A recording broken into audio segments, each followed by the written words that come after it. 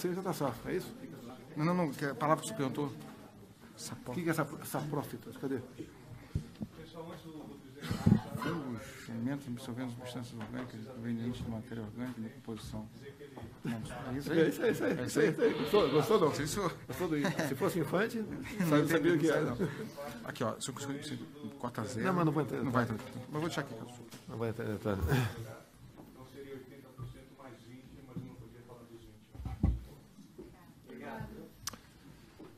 Bom dia, vamos falar de G20? Mas fica à vontade. Se puder responder. Tem alguns para me ajudar aqui, meus universitários, tá? Pois não. Presidente Assis Moreira, Roberto, de São Paulo. Sobre o acordo, o senhor acha que é um acordo equilibrado? Os dois ganham de maneira equilibrada. E, em segundo lugar, o senhor acha que esse acordo, chamando isso feito com a União Europeia, ele pode atrair outros acordos pelos Estados Unidos? Já que... Bem, vamos lá. Foi fechado, acho que há 12 horas atrás, aproximadamente. As pessoas de frente dessa negociação foi o ministro Ernesto e a ministra Tereza Cristina. Conversei com ela rapidamente hoje, com ele também, e o que me passaram disse que, para o nosso lado, o Brasil foi contemplado e estão muito felizes com esse desenlace depois de 20 anos. Na reta final, tínhamos a questão dos vinhos, né? Foi muito bem conduzido pelo Onyx Lorenzoni, lá em Brasília, fez várias reuniões com os vinicultores do Rio Grande do Sul. A questão dos laticínios também tinha esses problemas. E, como um todo, a informação que eu tive, dada a confiança que eu tenho nos ministros e na competência deles, foi muito bom para o Brasil. Presidente, o senhor acha que esse impulso final que levou à aprovação do acordo tem a ver com o fato de que, na sua conversa com o presidente francês, Emmanuel Macron, o senhor reafirmou a manutenção do Brasil no Acordo de Paris? De que forma, que peso que essa questão climática teve para fechar esse acordo final? Bem, tivemos pela mídia uma posição da senhora Angela Merkel, que ela iria me procurar para tirar satisfações, né, na questão de questões climáticas no Brasil. Tomei conhecimento, dei uma resposta nas nossas mídias sociais e houve um encontro nosso aqui em Osaka. Conversei com ela, situação bastante tranquila. Ela, no momento, arregalava os olhos, mas, de maneira bastante cordial, mostramos que o Brasil mudou o governo e é um país que vai ser respeitado. E falei para ela também na questão da psicose ambientalista que existe para conosco. Uma conversa muito parecida com o senhor Macron da França. Até o convidei para conhecer a região amazônica. Falei para ele uma viagem de Boa Vista a Manaus, um pouco mais de 2 horas, e a gente pode até voar a uma altura mais baixa, demoraria até mais tempo, um avião da Força Aérea. Ele poderia ver que não existe esse desmatamento tão propalado. Entrei em alguns pequenos detalhes sobre como sobreviveu a Europa 2 vezes, que nunca vi poucos quilômetros de mata preservada lá. Mas não é porque eles destruíram as matas deles, nós vamos destruir as nossas. Convidei a Angela Merkel para explorar de forma racional, sustentável a nossa Amazônia. Ela regalou os olhos também, mas eles tiveram uma conversa comigo, os dois juntos, dá uns 40 minutos total, bastante esclarecedora. E eles se alimentam, se informam muitas vezes por matérias de ONGs que têm seus interesses pessoais no Brasil. A questão do clima foi discutido de forma bastante marginal no passado. A questão do AAA não entrou em nenhum papel, em nenhum grande debate, mas é uma coisa que amadurece junto ao primeiro mundo, o tal do AAA, Amazonas, ou melhor, Andes, Amazonas, Atlântico, uma grande faixa de 136 milhões de hectares na nossa região, que seria de importância, né, vital para o mundo, segundo eles, e também de administração por parte do do primeiro mundo. E não podemos concordar com isso daí. Paralelamente também temos as grandes reservas indígenas. Você pega uma reserva Yanomami, 2 vezes o tamanho do Rio de Janeiro, maior muitas vezes que muitos países europeus, mas riquíssimo em tudo, em tântalo, em nióbio, em ouro, diamante, urânio, tudo que você possa se imaginar. E o nosso entendimento no Brasil, em especial por parte das Forças Armadas, a qual eu tenho a minha origem, há uma preocupação com a integridade do nosso território e de modo que seja cada vez mais garantida a nossa indivisibilidade. Então, esse interesse de fora existe, a preocupação por parte das Forças Armadas aqui também, e eu, como chefe supremo das Forças Armadas, comungo das ideias desde há muito.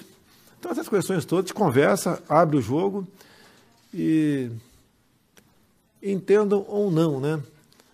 Nós damos nosso recado. Agora, eu quero dizer que não só Angela Merkel como Macron estão fazendo o papel certo, estão defendendo o interesse dos seus países. Se o governo brasileiro, os presidentes que nos antecederam, tivessem defendendo o interesse do Brasil, não teríamos chegado numa situação como essa. Presidente, só repetindo a minha primeira pergunta. Sim. O senhor acha que esse acordo União Europeia... Faltou de responder. Eu acho que é uma operação dominó.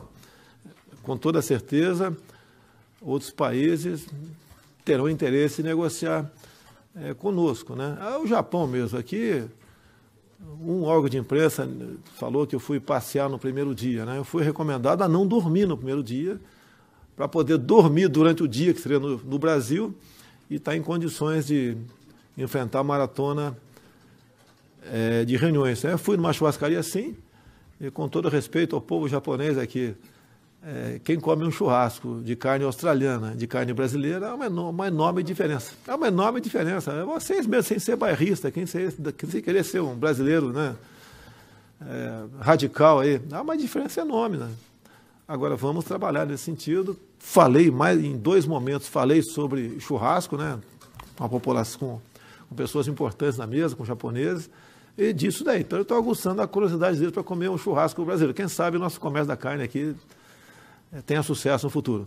Mas o senhor acha que tem possibilidade de acordo ou de lançamento de negociação Tem. com os Estados Unidos? O que eu vejo com o Trump, né?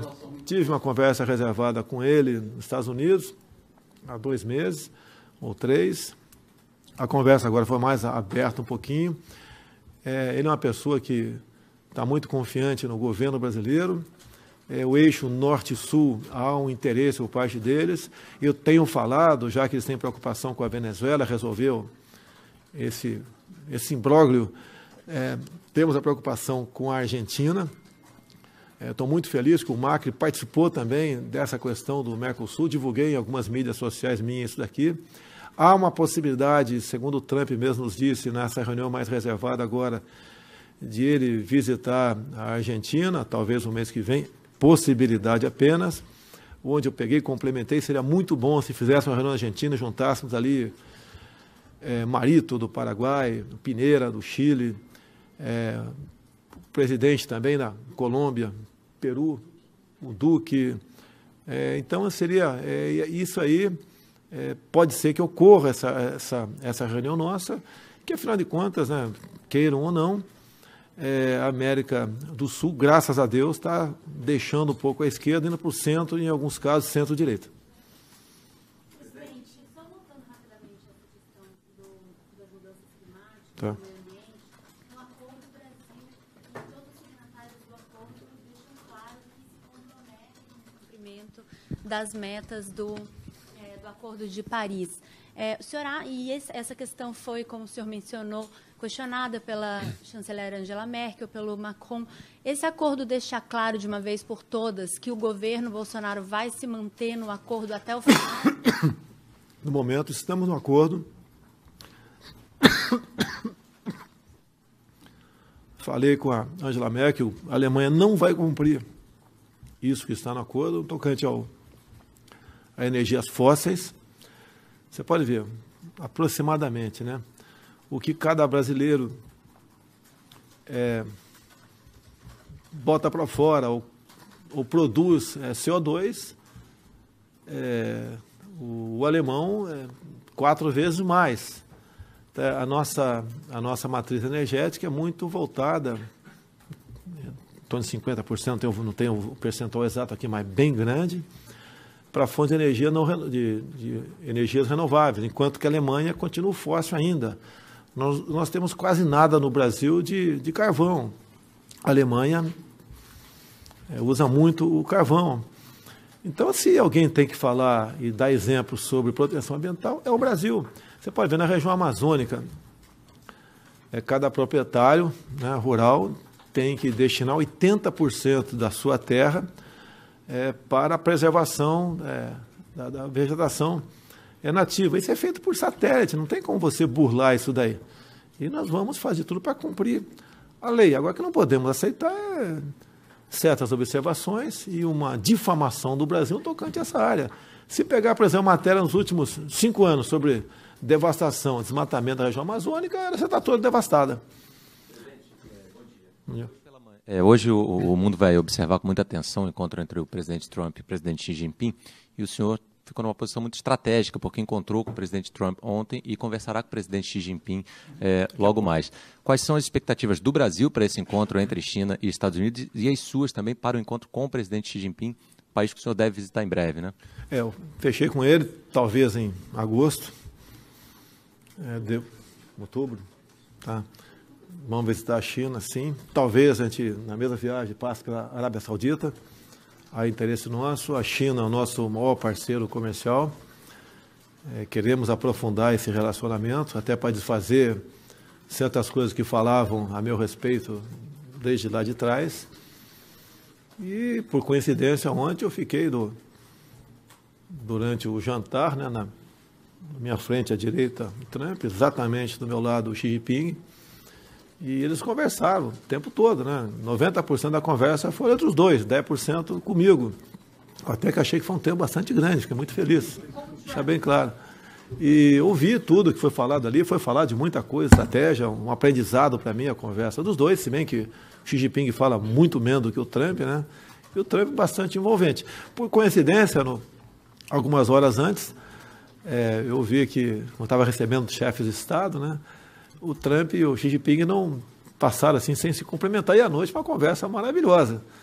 E eu vi que entre os dois, eles vão conversar hoje também, eu acho que vai prevalecer aí a paz e a harmonia, e quem sabe aí as boas relações comerciais voltem entre ambos. Mas cada um defende o interesse do seu país, é o que o Brasil tem que fazer nessas reuniões. É isso? Vamos tentar fazer outubro, mas vamos querer ver se a gente faz na mesma viagem, para a gente poupa uma ida e volta, né? Sim. E a sua expectativa para o seu encontro com a China? Olha, a China vai continuar fazendo comércio conosco, vamos desfazer qualquer, porventura, mal entendido, se bem que eles sabem filtrar as informações, sabem também da importância do Brasil para com eles, e se a gente puder abrir o comércio, a gente vai abrir. A China é um país que rapidamente tem quase 1 bilhão e 300 milhões de habitantes. A população urbana, se eu não me engano, já passou a rural, está crescendo. Um país se torna consumista também.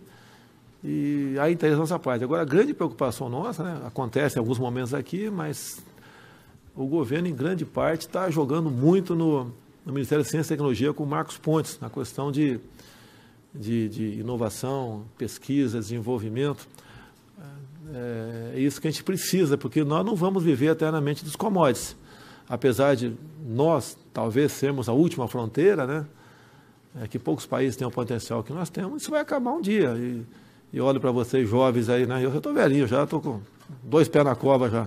Vocês mais jovens aí vão viver do que no futuro, quando os commodities praticamente deixarão de existir e a tecnologia falará muito mais alto do que esses bens que Deus nos legou. Presidente, ainda a respeito do encontro com a Angela Merkel, ela tinha dito antes de vir para o G20 que teria uma conversa clara com o senhor. Quem que procurou? Foi o senhor que a procurou? Foi ela? E o que ela disse? Ela disse que queria esclarecimentos antes de vir sobre desmatamento. Ela chegou a entrar nesse assunto? Obrigada. Primeiro que eu que tomei nós tomamos conhecimento do que ela falou, depois eu repliquei educadamente, e foi um encontro fortuito. Tá? Não, foi encontro fortuito, nós fomos para um canto e começamos a conversar. Falou, sim. Eu já falei para vocês aqui a minha opinião. O Brasil é exemplo para o mundo, não é para... Ela falou, inclusive, né? Ela reconheceu, nós destruímos nossa floresta no passado, não queremos que o Brasil faça o mesmo agora. Poxa, ela pode reflorestar. No Acordo de Paris está lá, numa das cláusulas, fala em reflorestamento. E pelo que eu vi lá, a meta do Brasil... O Brasil tem uma meta de reflorestamento, né? Acredite se quiser, eu quero saber qual é da Alemanha, que não tem que conversar com o Ricardo Salles para conhecer qual é a meta da Alemanha. A nossa, né? A gente não tem como cumprir, nem que a gente pegue aqui 100 mil homens agora do campo e comece a reflorestar a partir de agora até 2030, não vai atingir essa meta. Grande preocupação. No primeiro momento, você vai para sanções econômicas, e os finalmente sabe quem é, né? Ruge fala mais alto quem tem uma... Cadê o major? Quem tem um bom major atrás de si.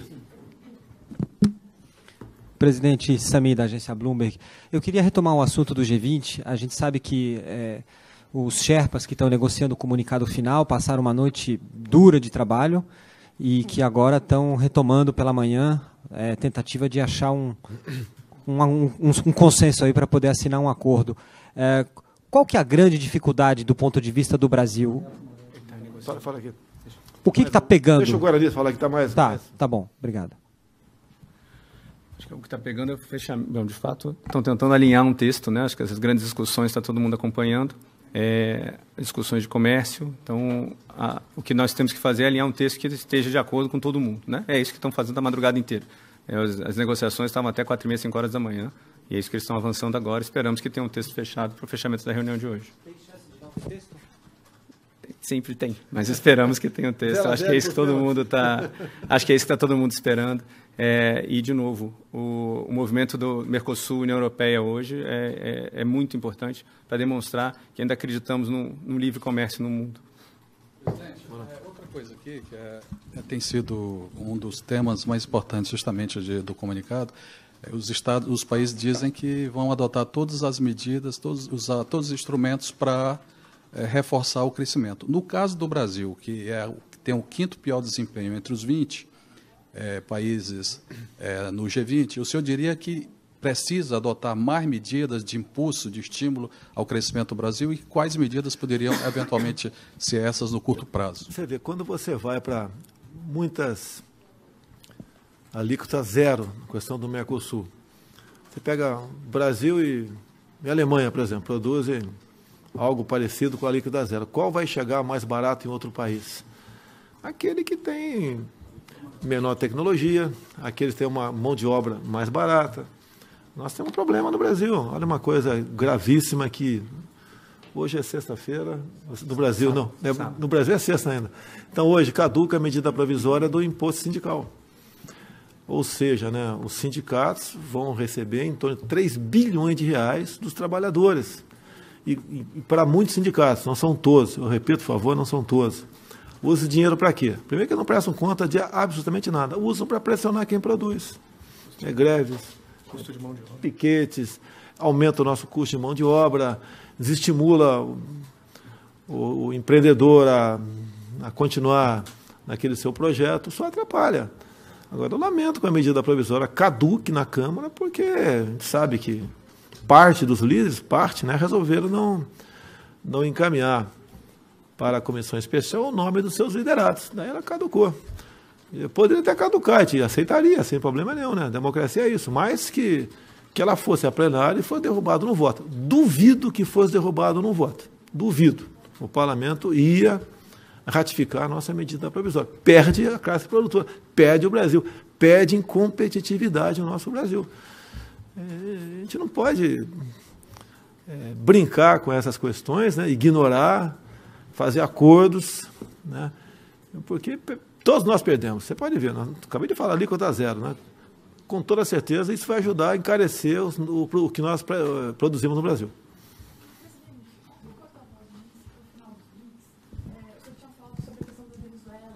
Tá.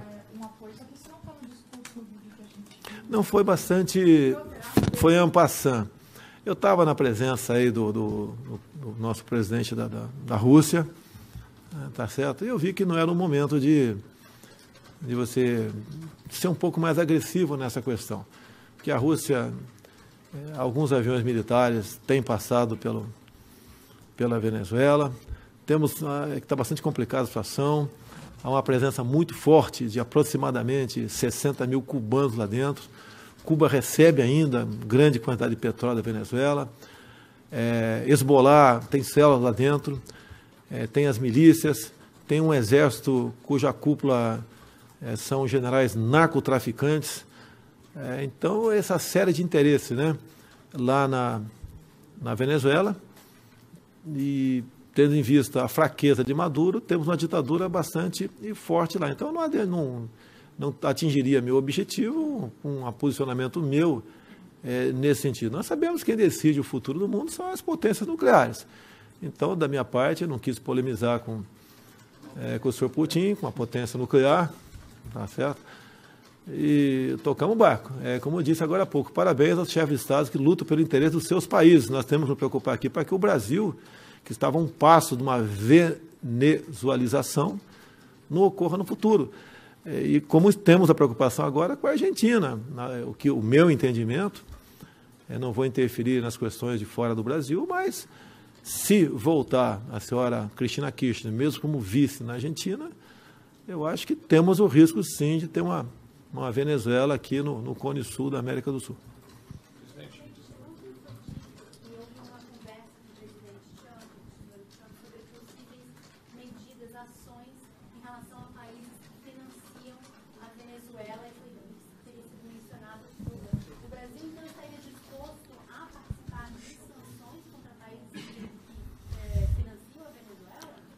Olha, eu tenho a minha posição a respeito disso.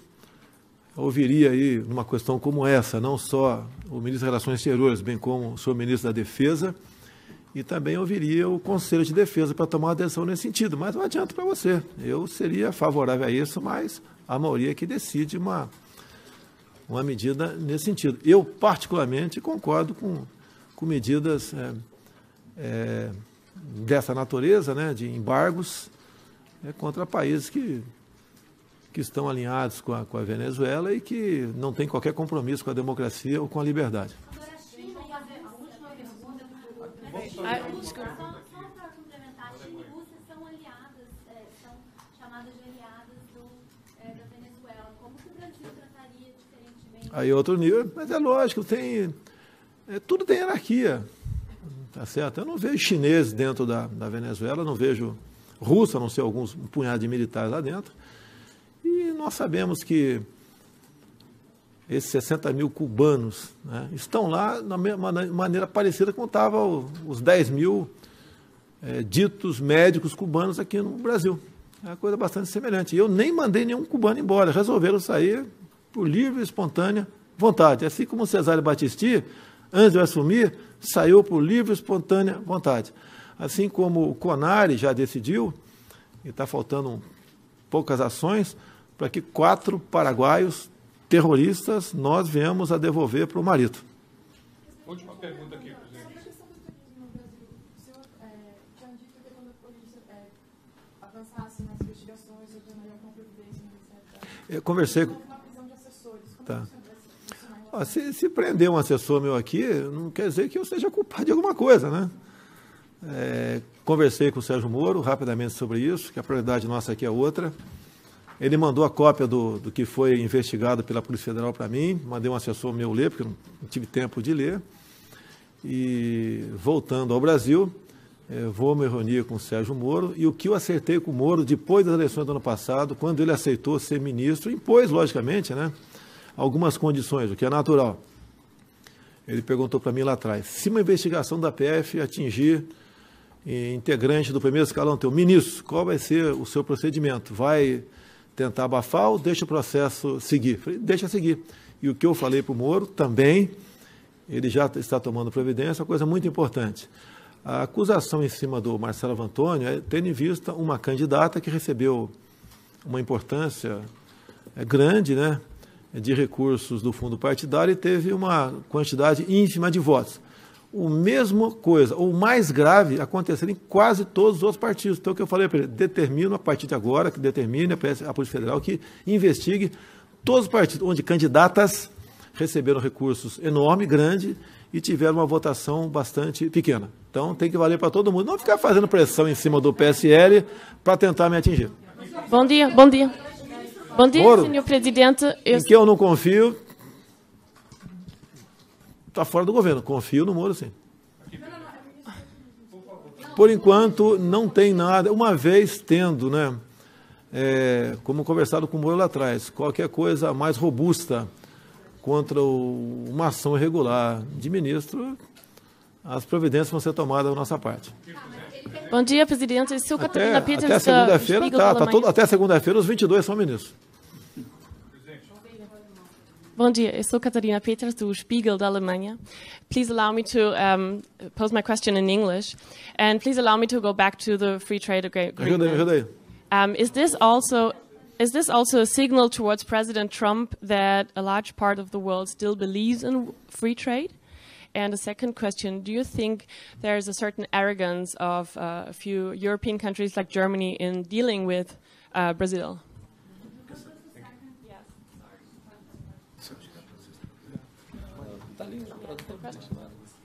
Okay. Desculpa. First question is, do you think that the free trade agreement is also a signal towards President Trump that a large part of the world still believes in free trade?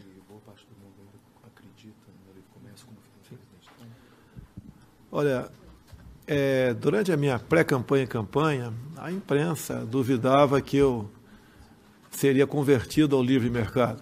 Eu confesso que, em grande parte, eu tinha ideias aí estatizantes, confesso. Mas todos nós evoluímos. Não foi apenas o Paulo Guedes que me fez mudar de ideia, né?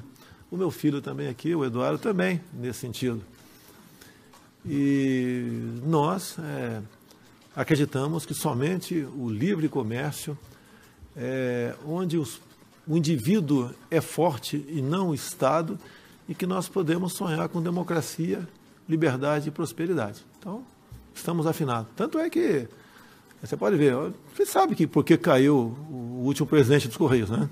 O senhor Juarez, porque ele foi na Câmara e se confraternizou com parlamentares de esquerda, como que se os Correios fossem uma propriedade dos sindicatos, e não é. Então, por causa disso, ele caiu dos Correios, que nós pretendemos, sim, colocar no radar a privatização, ou melhor, já está no radar a privatização dos Correios, bem que ela passa pela Câmara, é outra guerra. Se a Câmara achar que não deve privatizar, a gente toca o barco. The second question, do you think, you described how you spoke with Chancellor Merkel, and do you think there's a certain arrogance of Western countries like Europe, like Germany, towards Brazil? Não é uma questão de arrogância. Eles foram acostumados a tratar nós como colonizados, eles colonizadores. E faltava alguém que, educadamente, e com conhecimento e com dados, mostrasse que o Brasil não é isso. Que o Brasil é um país que merece e vai ter respeito, né? Vai ser respeitado enquanto eu for presidente. Agora, como disse também, esse chefe de Estado, Angela Merkel, entre tantos outros, estão fazendo o seu papel, estão defendendo interesses dos seus países. E o Brasil nunca fez isso. Era comum, quando acabava reuniões como essa, o presidente do Brasil voltava para lá, desde o Collor atrás, quando teve uma viagem fora do Brasil bastante importante, ele volta para lá, ele demarcou naquele tempo a reserva Yanomami. É uma área enorme para 9 mil índios, talvez, né? E nós queremos tratar o índio como cidadão.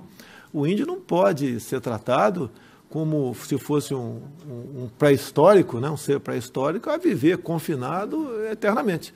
Nós não podemos ver o índio morrer por uma picada de cobra, sofrer com um toco de dente na boca, ter problema de saúde por falta de um médico, né? Viver trabalhando aí apenas com energia muscular para, por exemplo, fazer farinha. Ele quer eletricidade, ele quer o que nós queremos. E eu quero, né, que o índio seja cada vez mais integrado à sociedade e, junto conosco, né, usufrua dos bens que o homem, através da sua inteligência, produz para a sua espécie. Deixa eu fazer uma última pergunta, Thelma, rapidinho, um minutinho. Posso fazer rapidinho? Presidente, aproveitando que hoje tem uma sessão sobre empoderamento feminino aqui no evento, o senhor poderia comentar uma situação que aconteceu essa semana e gerou um certo desconforto na ONU, que o governo estaria tentando barrar alguns termos, como, por exemplo, gênero, conceitos sobre direitos reprodutivos. O que o senhor tem a falar sobre isso? Olha só, eu acredito em Deus. É um direito teu você ter a sua religião ou não ter. Tá? Acredito que uma família organizada, que pode ser feliz e não ser problema para o Estado. Mesmo os homossexuais nasceram de uma mulher. Por enquanto, não conseguiram fazer uma maneira para engravidar o homem, né? Ainda bem, que eu não pretendo engravidar nunca, tá certo? Então, temos que respeitar isso daí. Não tem um terceiro sexo no Brasil. Nós respeitamos quem tem esse comportamento. Aqui, por exemplo, deve ter homossexuais aqui, até do meu lado.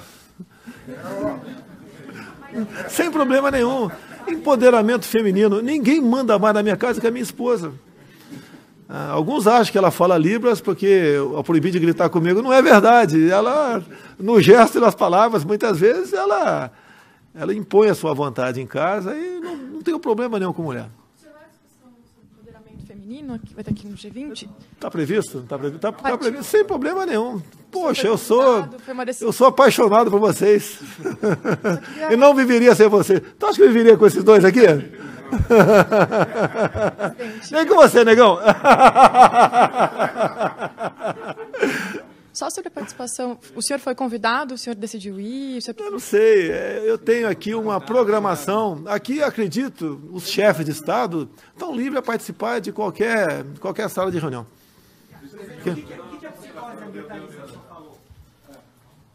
Cadê o livro? Está aí? Tem um livro aqui do príncipe Olimba. É aquele cara que acha que o meio ambiente está acima de tudo. Nós temos como conviver com o meio ambiente casado com o progresso e desenvolvimento. Só isso. Tem um livro aqui. Tá. Pessoal, tudo bem? Dá licença aí. É a presença de vocês aí. Não, acho muito bom, desculpa aqui, parabéns a vocês pelo padrão das perguntas, tá certo? Vocês têm um papel importantíssimo para o futuro do Brasil. O senhor está mudando de ideia em relação à presença? Lógico, evoluo, pô. Quem não evolui? Quem não evolui está fadado ao fracasso aí. Tá. Não. Eu estou tendo informações. Pedi para o comandante da aeronáutica levantar os voos que ele fez, os voos internacionais. Logicamente, entra na vida pessoal dele agora, condomínio, se devia, não devia, sinais exteriores de riqueza, levantar tudo isso aí. E, obviamente, o que nós queremos das Forças Armadas é que não apenas o sargento, né, seja levantado aí toda essa rede, com toda certeza, existe pela quantidade de drogas na qual ele está no meio dela. Então, olha só, o meu avião, eu nem precisei da ordem, quando eu falei sobre isso já era norma, todos são revistados. Inclusive, o meu material é aberto antes de embarcar, porque alguém pode, no meio do caminho, botar algo dentro. Não é botar droga é grave, gravíssima, pode botar uma bomba ali de acionamento por descompressão. É outro avião. Esse outro avião, você carrega víveres para dentro dele, você carrega um montão de coisa, meios que são instalados para ter internet na minha viagem, uma quantidade enorme de bagagem que é embarcada, e aquele elemento ali traiu a confiança dos demais. Okay? Traiu a confiança, sim. Pena que não foi na Indonésia. Eu queria que tivesse sido na Indonésia. Okay? Ele ia ter o destino que o Archie teve no passado.